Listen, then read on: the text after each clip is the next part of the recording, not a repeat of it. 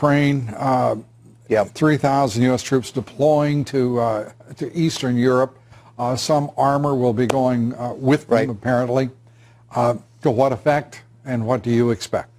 I think to no effect, Lou. It's game, set, and match in the Ukraine. The only way the United States can have any effect in this region and turn the tide is to start killing Russians by killing so many Russians that even Putin's media can't hide the fact that Russians are returning to the motherland in body bags. But given the amount of support we've given the Ukrainians, given the ability of the Ukrainians themselves to counterattack against these, 12,000 Russians camped in their country, sadly, that's not likely to happen, Lou.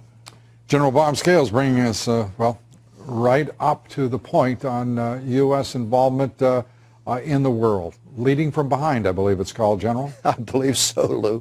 That's right. General Bob Scales, thanks. Thank you. Be sure to vote on James Hendricks with the Black Sheep Reports. Now, you just watched an interview with Robert H. Scales, a former United States Army Major General. And he says the only way the United States can have any effect in the region in Ukraine is if you turn the tides and start killing Russians. He doesn't just stop there. He says kill as many Russians that Putin's media can't hide the fact that Russians are returning to their motherland in body bags. Now, I would expect this kind of utter fear-mongering from Fox News. But coming from a former U.S. Army Major General, it is outrageous. How evil does that sound? Just go killing Russians and returning their soldiers in body bags.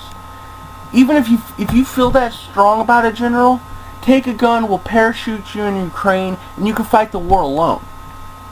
You gotta love the mindset of warmongers. Do they really think it's a good idea to go to war with a major superpower?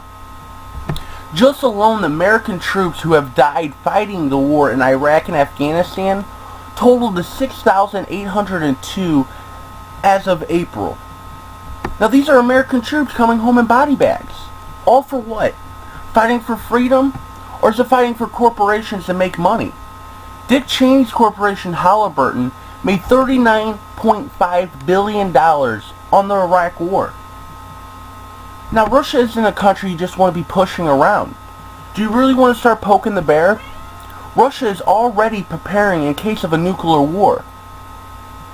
SMF Central Command Chief Major General Andrew Bourbon said, Russia's strategic missile force are already to react to any nuclear strike, even if it's lightning fast.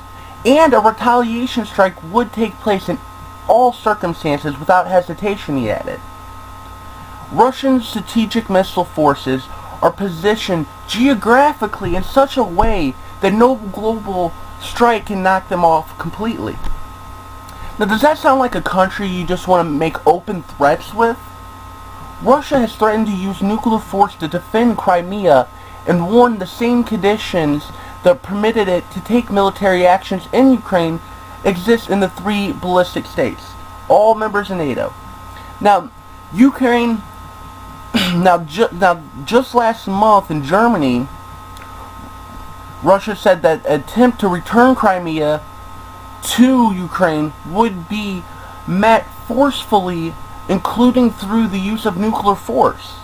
And they said if NATO sent arms to Ukraine, this would be a sign further encroachment by NATO to the Russian border. And the Russian people would demand forceful response. Yet if the same condition exists in Ukraine and cause Russia to take action there, exists which, like Ukraine, has significant members of people who regard themselves as ethnic Russians. Now this has been James Hendricks with the Black Sheep Reports. The links to the articles are below. Like us and check us out on Facebook. Our page is Media on 9/11. Thank you.